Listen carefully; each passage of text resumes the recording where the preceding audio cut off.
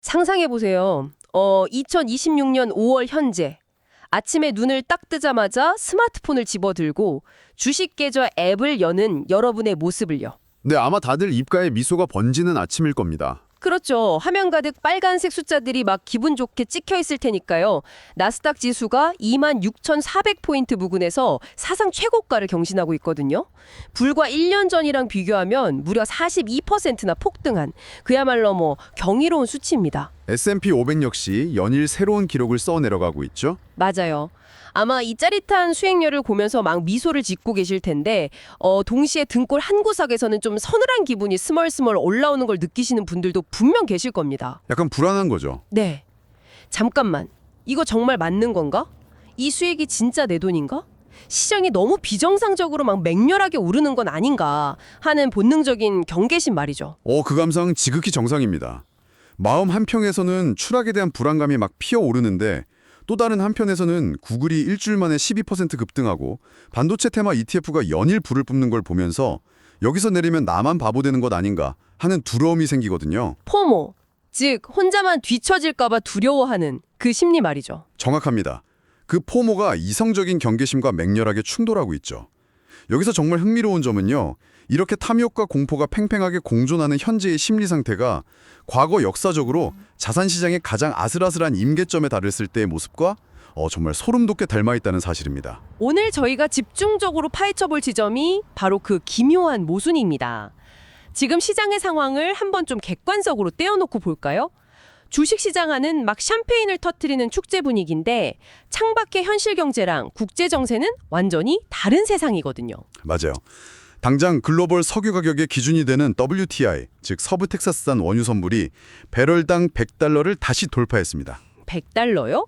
게다가 중동의 지정학적 리스크는 진짜 끌어오르다 못해 폭발 직전이지 않습니까? 미국 트럼프 대통령이 이란에 대한 해상 봉쇄 유지를 선언했고 또 미 중부사령부의 직접 공습 시나리오 보도까지 흘러나오면서 군사적 긴장감이 막 최고조에 달하고 있단 말이죠. 네, 정말 아슬아슬한 상황이죠. 그런데 증시는 아랑곳하지 않고 위로만 솟구칩니다. 전쟁 위기, 인플레이션을 자극하는 고유가, 그리고 역사적 증시 신고가, 이 세 가지가 한 화면에 떡하니 공존한다는 건 뭐랄까 아무리 가도 비정상적인 엇박자 아닙니까? 그 엇박자가 품고 있는 메커니즘을 이해하는 게 핵심입니다. 역사적으로 유가 급등과 전쟁 위기는 기업의 생산 비용을 폭등시키고요. 억눌렸던 인플레이션을 재점화합니다. 그럼 당연히 중앙은행은 금리를 내릴 수 없게 되잖아요. 그렇죠. 이는 증시에 치명적인 타격을 주는 악재로 작용해 왔습니다. 그런데 지금 시장은 이 명백하고 거대한 악재들을 철저히 투명인간 취급하고 있어요. 완전히 무시하고 있단 거네요. 네. 이는 시장이 단기적인 지정학적 리스크보다 AI가 가져올 장기적인 생산성 혁명에 모든 칩을 다 밀어넣거나 아니면 리스크 자체를 감지하는 센서가 완전히 고장난 이른바 비이성적 과열 상태에 진입했거나 둘 중 하나라는 명백한 증거인 거죠. 자, 이 상황을 한번 제대로 파헤쳐보죠. 오늘 우리가 살펴볼 자료들의 목적은 분명합니다.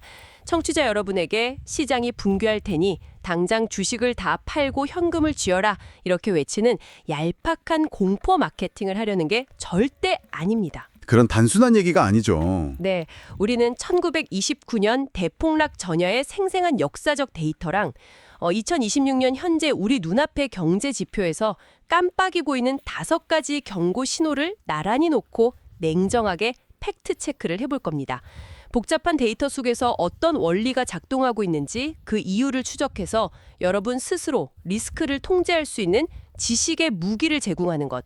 그게 오늘 이 심층 탐구의 미션입니다. 아주 좋습니다. 그럼 시계를 잠시 97년 전으로 되돌려 역사의 한 페이지를 좀 펼쳐보죠. 지금 시장을 완독하게 지배하고 있는 가장 강력한 내러티브는 바로 이번엔 다르다라는 믿음입니다. 이번엔 다르다. 참 무서운 말이기도 한데요. 그렇죠.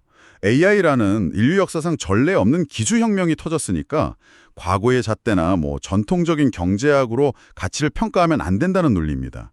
그런데 1929년 뉴욕 증권거래소를 감돌던 공기도 지금과 정확히 똑같았습니다. 그 당시에도 이번엔 다르다고 했나요? 네, 숫자를 보면 더 놀랍습니다. 1924년부터 1929년까지 5년 동안 다우존스 지수가 무려 500% 가까이 폭등했거든요. 500%요? 와, 엄청나네요. 특히 당시 기술 혁신의 총화였던 RCA, 즉 미국 라디오 주식회사의 주가는 1921년부터 1929년 사이 무려 1,500%나 치솟았습니다. 잠깐만요. 1500%요. 그 수치를 들으니까 바로 며칠 전 뉴스가 막 떠오르는데요. 최근 상장된 라운드힐 메모리 반도체 ETF, 팅커명 디램 동향을 보면 단 10일 만에 14조 원이라는 그 천문학적인 자금이 몰려들었고 한 달 만에 49%의 수익을 냈거든요. 네, 엄청난 속도죠. AI 열풍의 대장주인 엔비디아의 몇 년치 차트랑 1929년 RCA의 차트를 이렇게 딱 겹쳐보면 거의 데칼코마니 수준 아닌가요?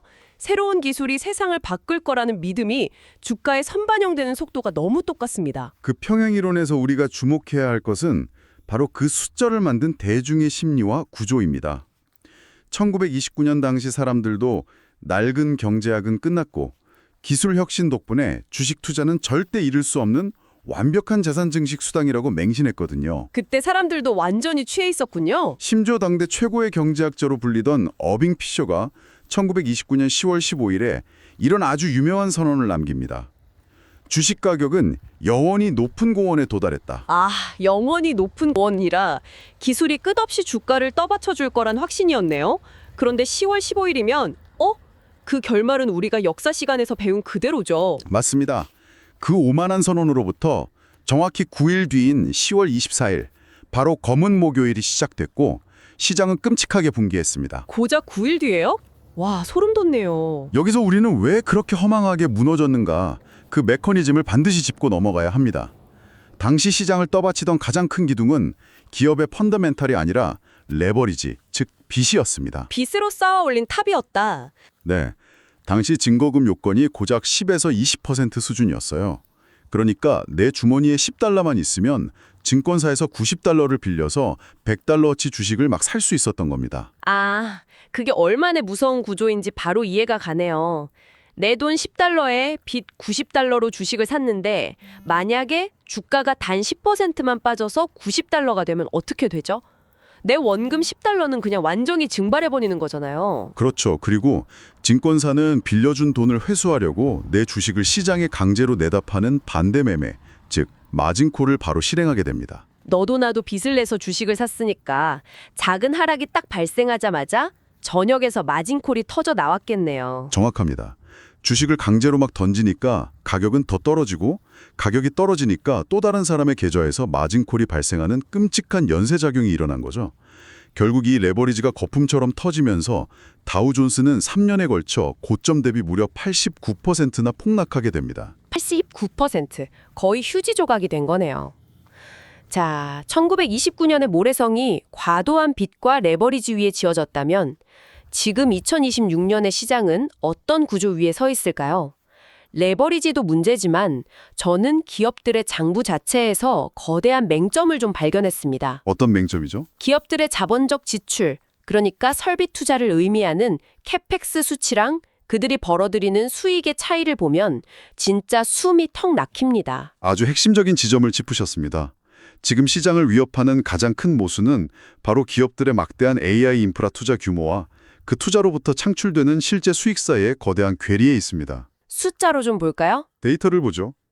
빅5 하이퍼스케일러라고 부르는 아마존, 알파벳, 마이크로소프트, 메타, 오라클, 이 거대 기술 기업들의 2026년 캐펙스 예상치를 합치면 양 6천억 달러에 달합니다. 6천억 달러요? 놀라운 건 이 중 75%인 4,500억 달러가 오로지 데이터 센터 구축과 AI 인프라에 직접 쏟아 부어지고 있다는 겁니다. 4,500억 달러. 이게 체감이 잘 안 되는 어마어마한 돈인데 이 큰 돈이 AI 인프라 하나에 막 빨려 들어가고 있는 거잖아요.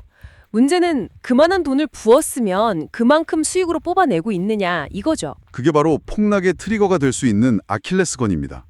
2025년 기준 이 빅테크들이 AI 관련 서비스로 실제로 벌어들인 수익은 약 250억 달러 수준에 머물렀습니다. 네, 4,500억 달러를 투자했는데 돌아온 돈은 250억 달러라고요? 네, 투자금의 10%에도 한참 못 미치는 겁니다. 더 심각한 건 2025년부터 2027년까지 이들이 쏟아부을 총 투자 예상액이 1.15조 달러에 달하는데요. 이 규모를 미국의 GDP 대비 테크 투자 비율로 환산해 보면 언제와 비슷한 줄 아십니까? 설마 과거에 어떤 버블 때인가요? 바로 2000년 닷컴 버블이 정점에 달했을 때와 거의 맞먹는 비율입니다. 아, 닷컴 버블이요. 잠깐만요. 여기서 제가 청취자 여러분의 포트폴리오를 대변해서 조금 강하게 반론을 제기해 볼게요. 투자금 대비 AI 자체 수익이 안 나오는 건 사실입니다. 하지만 지금 구글의 실적 발표를 보세요. 이번 분기 매출이 작년 대비 급증했고 순이익은 무려 81%나 폭등했습니다. 그 덕분에 주가도 일주일 만에 12%나 올랐잖아요. 네, 실적이 좋게 나왔죠. 아마존도 실적으로 증명하면서 신고가를 찍었고요. 2000년 닷컴 버블 때 이름에 닷컴만 붙이고 수익은 단일원도 못 내던 펫닷컴 같은 그런 빈 껍데기 회사들과 지금 분기마다 수백억 달러의 현금을 막 쓸어 담는 빅테크는 완전히 다른 이야기 아닌가요? 그 점이 바로 이번엔 다르다라는 주장을 지탱하는 가장 견고한 방패입니다.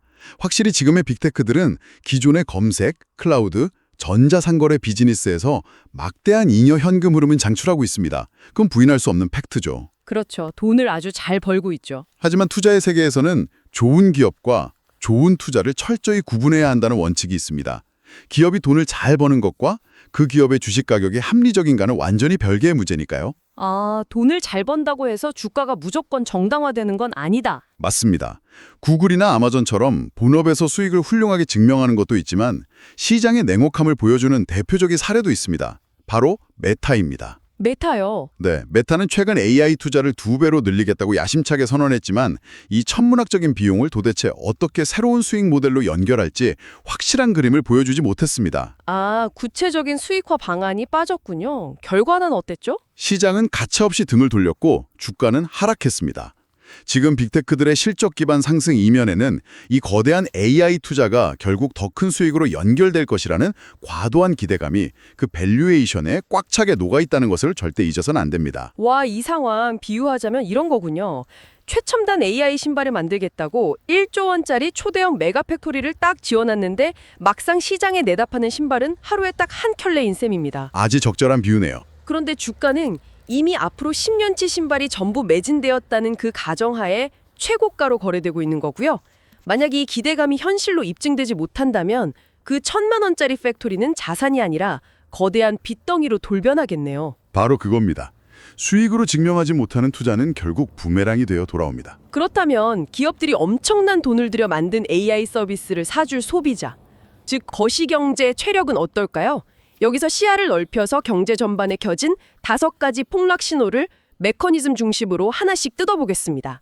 첫 번째 신호는 뭔가요? 첫 번째와 두 번째 신호는 서로 맞물려 돌아가는 자산 고품과 부채의 늪입니다. 주식시장이 얼마나 고평가되었는지 보여주는 노벨 경제학상 수상자 로버트 실러 교수의 케이프 비율을 보죠. 네, 경기 변동을 조정한 주가 수익 비율이죠. 맞습니다. 이 지표의 역사적 평균이 16에서 17 사이입니다. 그런데 2020년 5월 현재 이 수치가 40.33을 기록하고 있습니다. 40이 넘었다고요? 평균이 16인데. 네, 100년이 넘는 미국 증시 역사상 이 지표가 40을 넘은 건 2000년 닷컴 버블 정점 때의 44.2 이후 이번이 딱 두 번째입니다. 와, 역사상 두 번째. 거기다 워런 버핏이 거시경제 척도로 즐겨보는 버핏 지수, 즉 GDP 대비 시가총액 비율 역시 190%를 초과하면서 극단적인 거품 구간에 진입해 있습니다. 시장의 가격표는 역사상 두 번째로 막 비싸게 붙어 있는데 그 가격을 지불해야 할 실물 경제의 지갑 사정은 최악이라는 게 바로 두 번째 신호인 부채군요. 그렇습니다. 미국의 총 가계부채가 무려 1조 8,590억 달러로 사상 최고치를 뚫었습니다. 이 중 신용카드 빚만 1조 2,300억 달러입니다. 신용카드 빚만 1조가 넘는다고요? 달러로. 네, 이게 왜 위험한 메커니즘을 작동시키냐면요. 소비자들이 20%가 넘는 살인적인 신용카드 이자를 감당하면서 간신히 현재의 생활 수준을 돌려막게 하고 있다는 뜻이거든요. 카드 돌려막기요. 그건 진짜 위험 신호잖아요. 이렇게 빚에 짓눌린 소비자들이 과연 빅테크 기업들이 내놓을 비싼 AI 프리미엄 구독 서비스를 선택 결제할 수 있을까요? 기업의 투자가 수익으로 전환되는 그 길목을 소비자 부채가 딱 가로막고 있는 겁니다. 듣고 보니 정말 캄캄하네요. 개인이 그 정도면 국가는 좀 낫습니까? 국가 부채 상황은 더 암울합니다. GDP 대비 미국 정부 부채가 124.3%인데 이건 1940년 2차 세계대전 직후 이래로 가장 높은 수치입니다. 정부도 빚을 내서 이자를 갚아야 하는 치명적인 악순환 구조에 갇혀 있는 거죠. 부채가 산더미라면 이 부채의 무게를 결정하는 금리가 좀 내려가야 경제가 숨을 쉴 텐데요. 그래서 미국의 기준금리를 결정하는 연방공개시장위원회, 즉 FOMC의 동향이 세 번째와 네 번째 경고 신호로 이어지는 거군요. 맞습니다. 현재 미국의 기준금리가 3.75%에서 꼼짝도 하지 않고 동결되어 있죠. 네.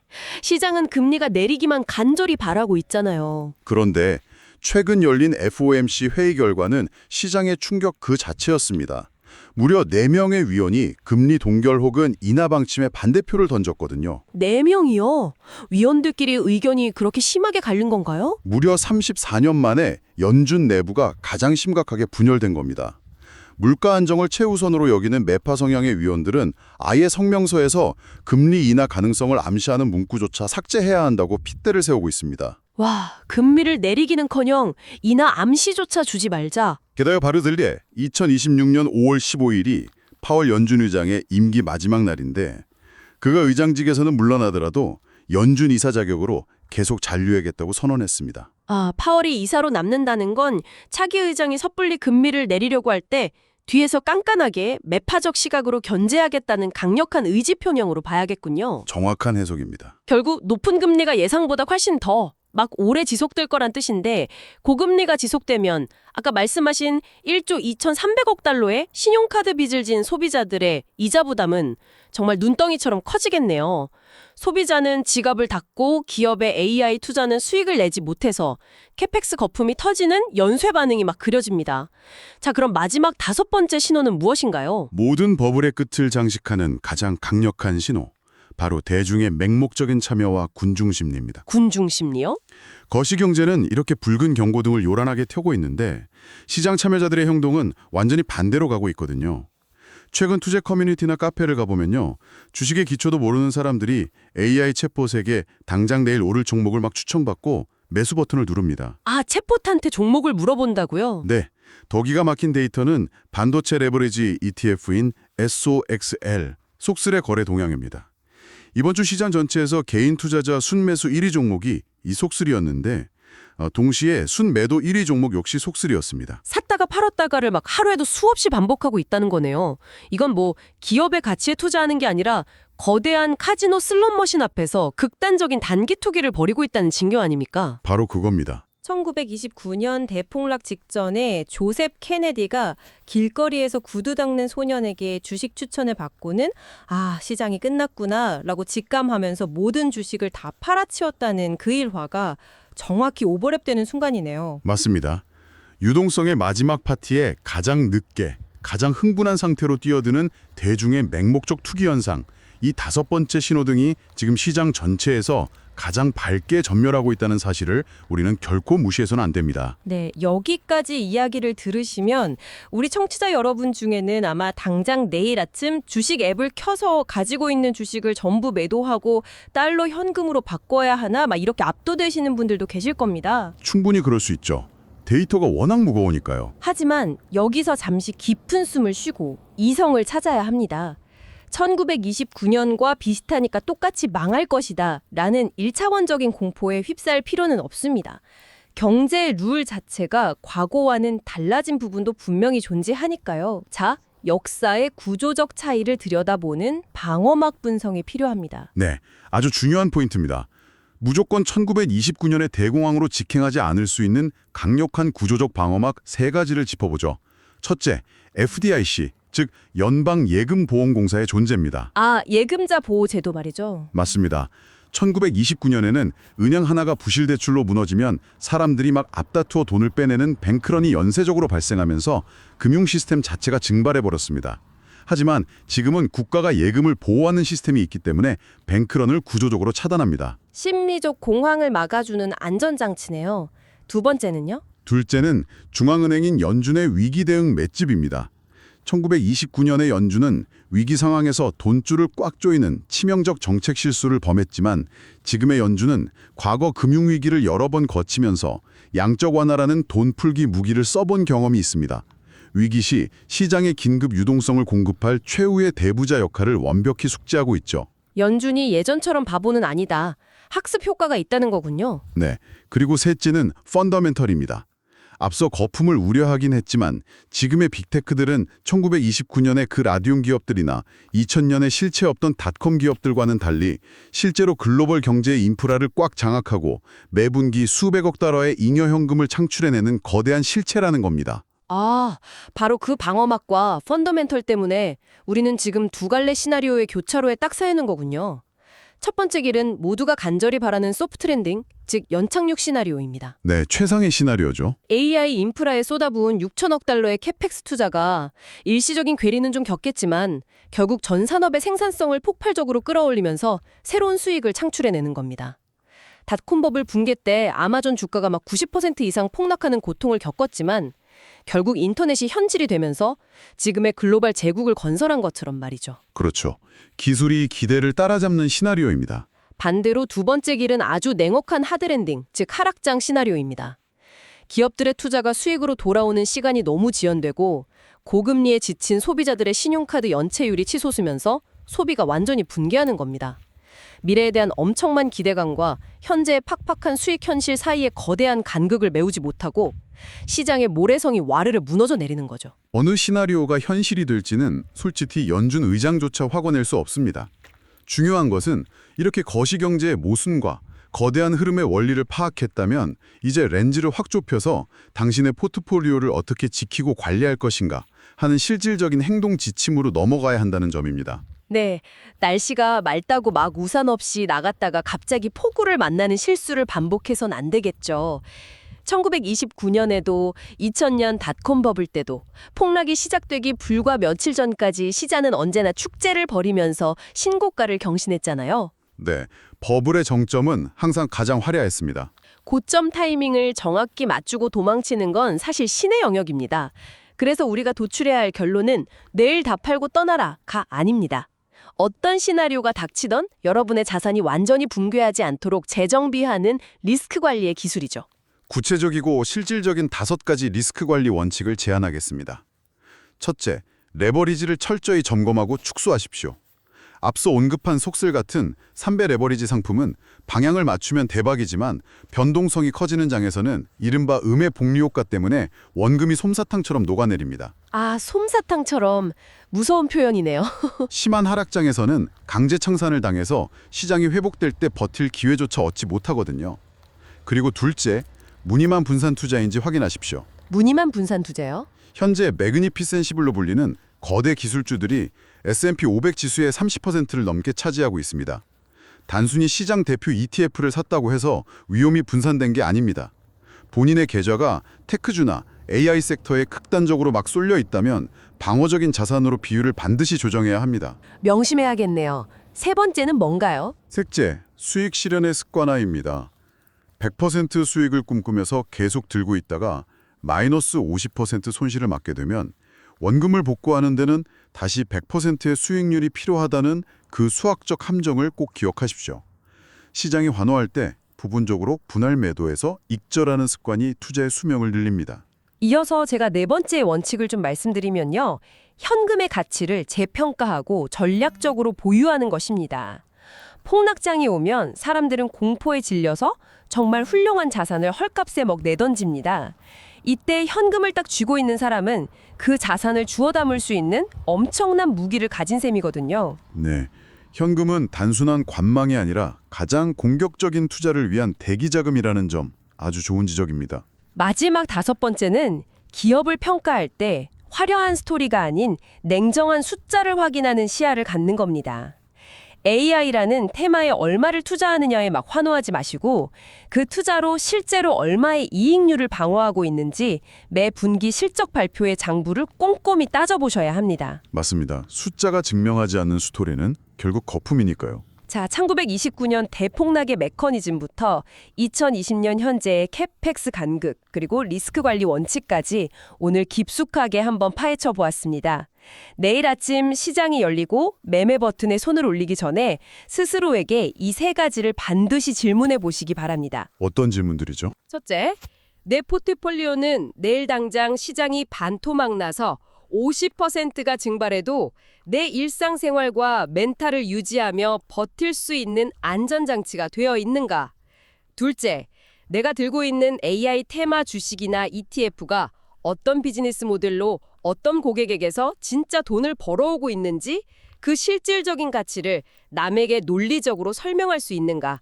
마지막 셋째, 나는 감정에 휩쓸리지 않고 언제, 어떤 기준에서 익절과 손절을 실행할 것인지 나만의 명확하고 기계적인 출구 전략을 가지고 있는가? 이 세 가지 질문에 명쾌하게 답할 수 있다면 청취자 여러분은 이미 거대한 폭풍우 속에서도 안전하게 항해할 준비를 마친 겁니다. 오늘 시간의 목적은 단기적인 주가 방향을 맞추려는 것이 결코 아니었습니다. 네, 맞습니다.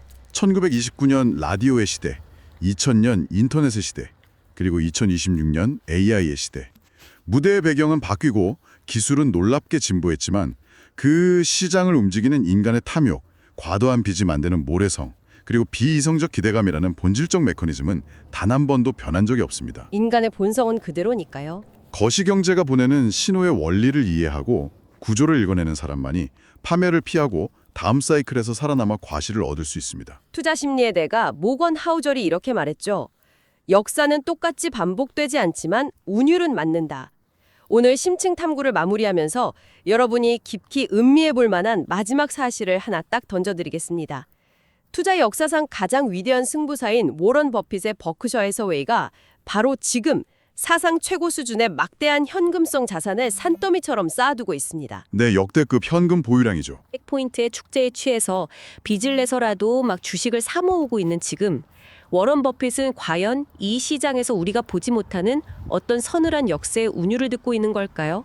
오늘 밤 여러분의 계좌 속에 담긴 자산들은 과연 투기의 엇박자를 타고 있는지 아니면 가치의 정박자를 타고 있는지 조용히 귀 기울여 보시기 바랍니다. 정말 많은 생각을 하게 하는 질문이네요. 오늘 함께해 주셔서 감사합니다.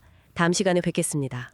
오늘 나눈 이야기가 여러분에게 생각할 거리를 주었다면 긍정적인 피드백을 남겨주세요. 더 듣고 싶은 주제가 있다면 여러분들의 의견을 알려주세요. 여러분의 피드백은 다음 이야기를 준비하는 데 큰 도움이 될 겁니다. 다음 이야기들을 놓치지 않으려면 구독과 알림을 설정하세요.